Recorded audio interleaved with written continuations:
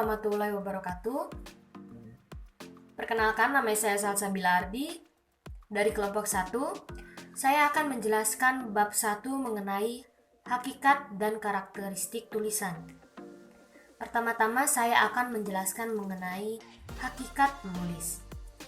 Menulis adalah suatu proses berpikir yang teratur, sehingga apa yang ditulis mudah dimengerti oleh pembaca. Menulis merupakan keterampilan dalam merangkai kata menjadi kalimat. Kemudian, dari kalimat akan menjadi alinea. Selanjutnya di sini saya akan membahas mengenai tujuan menulis. Setiap kegiatan memiliki tujuan yang ingin dicapai. Begitu pula dengan menulis. Menulis memiliki tujuan antara lain, yang pertama untuk menceritakan sesuatu. Penulis menceritakan sesuatu kepada seorang pembaca bertujuan agar pembaca mengetahui dan merasakan pengalaman yang dialami oleh penulis. Yang kedua, untuk memberikan petunjuk atau pengarahan. Penulis bertujuan untuk memberikan arahan tentang sesuatu kepada pembaca. Yang ketiga, untuk menjelaskan sesuatu. Penulis bertujuan menjelaskan sesuatu kepada pembaca agar pembaca menjadi faham, bertambah pengetahuan, dan yang lain lagi. Yang keempat, untuk merangkum.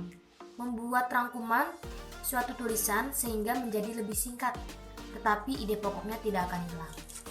Yang kelima, menulis bertujuan untuk meyakinkan, yaitu tulisan yang berusaha meyakinkan orang lain agar setuju dan sependapat dengan penulis. Setiap tulisan harus mengungkapkan dengan jelas tujuan yang ingin dicapai dan dari tulisannya.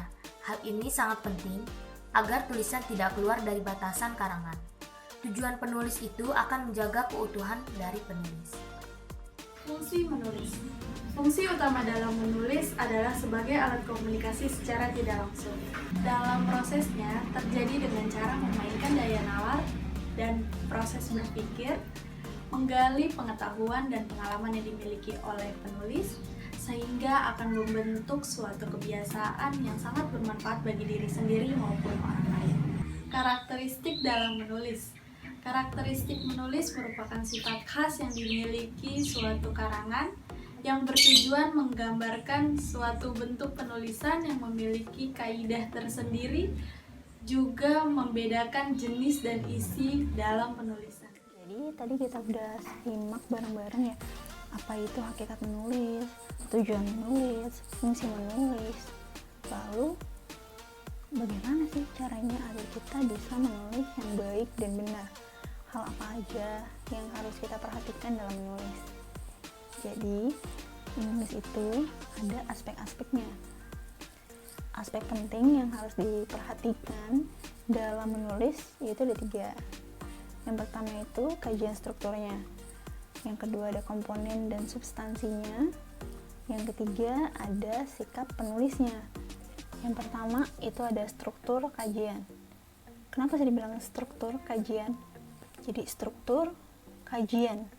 Jadi kerangka masalah.